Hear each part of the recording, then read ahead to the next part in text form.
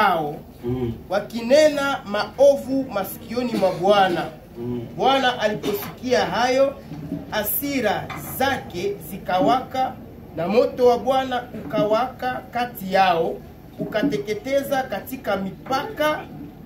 katika mipaka ya mwisho wa Marago. Biblia nasema, ndipo watu wakamlilia Musa, naye Musa akamuomba Bwana, na ule moto ukakoma. Amen. Amen. Bado ule ni Mungu na wale watu. Manunguniko, kunena maovu. Mungu naye anamsema mbaya. Ndio maana niko napenda tuelewane kitu kimoja. Wakati mtu anakuja kanisani kunatokea maneno watu wanasemana, wewe hautakuwa mtu wa kwanza kusemewa. Maana kumbe Mungu naye walikuwa anamsema hata kwa maovu. Ndio moyo kama asili ya mwanadamu ni kusema. Amen. Bwana Yesu asifiwe. Asili ya mwanadamu ni kusema. Na kama kwa sababu ulisemwa wewe hautafanya kazi ya Mungu alikuitia, basi wewe utajaza kule mbele. Hasira ya Mungu ikawaka, moto ukashuka. Haingekuwa Musa, wale watu wangeteketea pia. Lakini walipata msaada kupitia Musa ambaye alimsii Mungu.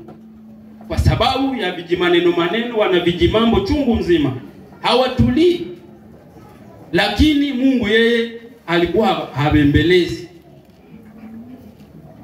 Ndiyo maana ni kujitahidi, kwa sababu sisi hatutakikani pia kubembelezwa kufanyia Mungu kazi. Kama uliitwa kwa kazi, chapa kazi, Mungu akuone. Lakini kama kuna mtu ambaye anafikiria labda akienda kufanya kazi kanisani anafanyia mtu, ile inamuona. Lakini iko siku ya kiyama pia nayo yaja, kila mtu atataja mambo yake mwenyewe. Bwana Yesu asifiwe sana. Hizo ni hasira za Mungu, na nadhani kila mtu amesikia vile Mungu alikuwa anachukizwa na masemi na kuangamiza. Tutasoma andiko zingine 2, halafu tuingie kwa mambo ya wanadamu. Tunasoma Mathayo 21:12 na 13. Mathayo 21:12 mpaka 13.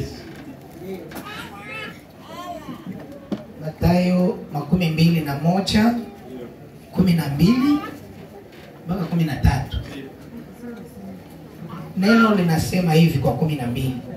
Yesu akaingia ndani ya hekalu, akawafukuza wote waliokuwa wakiuza na kununua hekaluni.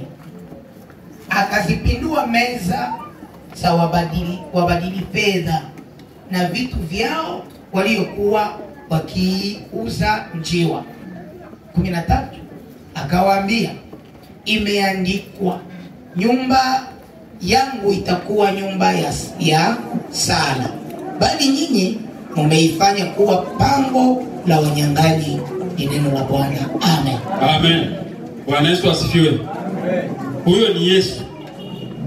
Anaingia hekaluni, anakuta watu wanafanya maovyo, wanafanya matope ndani ya hekalu, wanafanya biashara ndani ya nyumba ya kuabudia Mwenyezi Mungu. Hasira yake ikapanda. Yeye hakuangamiza, yeye hakutukana, lakini alivipindua na kawafukuza wote wakatoka. Tofauti na nani? Mungu yeye hapo anaangusha na angamiza, mnakufa. Yesu hakuua. Tafadhali tusome andiko la mwisho tusikie.